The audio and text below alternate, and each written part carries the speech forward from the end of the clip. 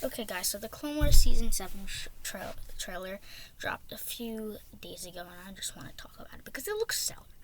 The animation quality looks at the peak of its prime because I think this show, Clone Wars, has always been, seems to be ahead of its time when it comes to animation quality. And so bringing kind of the same kind of style of animation to the modern day with the modern day tweaks, fantastic. It looks stunning, looks cinematic, and that's what they've always looked for. Looked like even back then, even back in the early 2010s. So yeah, seeing it come back, 8 years later is an amazing feeling. I mean, we knew we got the Star Wars Celebration trailer and the original teaser trailer back in July of 2018, but this was like the first official trailer where you really got to deep dive in it. And I'm excited. I think it shows that the arcs that they're going for are really character-based because I think the show is like almost, sort of character-based in some ways. And I think I feel like I'm one of Clone Wars' biggest fans. I love it.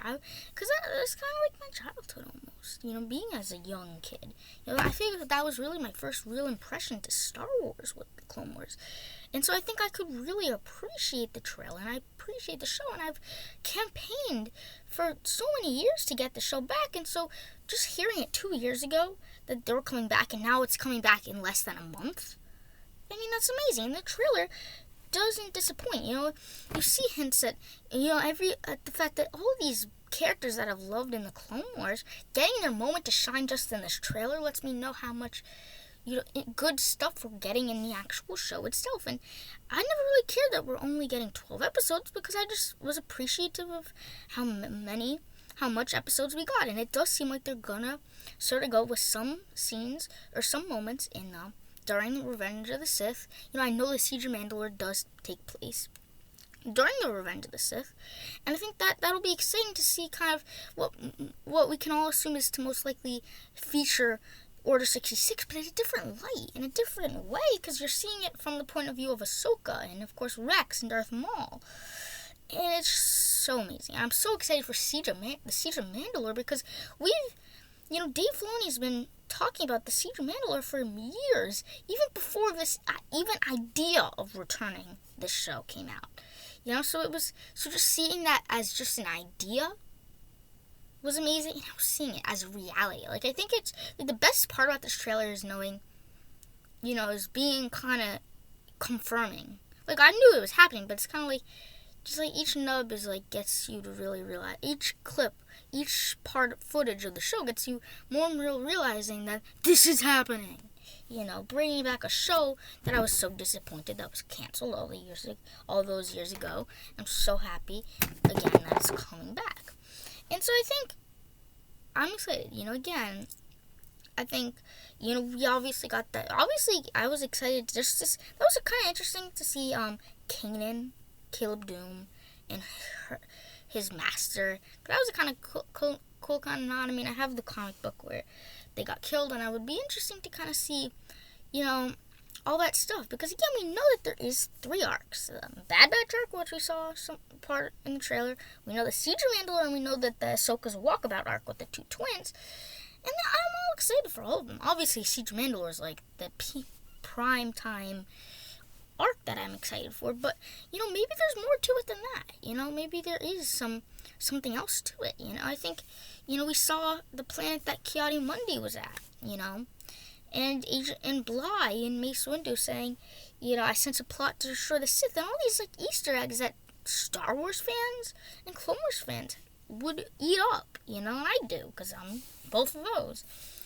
And so I really am excited, because I really am excited to see they tying up these great moments, because I think the thing is I always talk about is, yeah, we know Rex isn't going to die, Ahsoka's not going to die, Anakin's not going to die, Obi-Wan and Maul and Bo-Katan, they're all not going to die.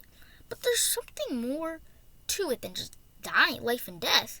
Because I think it's like really about characters. And so it's more of closing a chapter to the story of the Clone Wars and what the Clone Wars does to a Jedi, or what the Clone Wars does to Anakin or Obi-Wan or Ahsoka, or the clones and really wrapping up their story in the Clone Wars and what their mindset has changed from these events of this season, from the events of the entire show, coming down. So they're wrapping up a part of these characters' lives. Not the end of their lives, but a part of their lives is closing.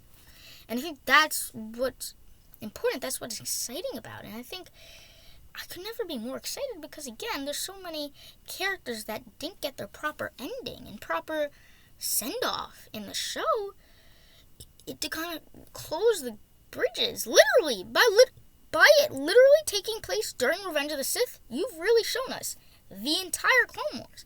Because I always thought that the ending of Season 6 was always weird. I always thought about that. And I was thinking, like, I'm assuming that Season 6 was supposed to be the first half of Season 7, because we know that there was supposed to be a Season 7 and a Season 8, and we know Sifel, and I have the book of that, and we know that there was another Maul story that was turned into a Son of Dathomir comic, and all that. So I'm excited. If you follow my channel, you know I love the Clone Wars. And so to come back and it looks better than ever, with potential, with most likely Order 66, Siege of Mandalore looks exciting.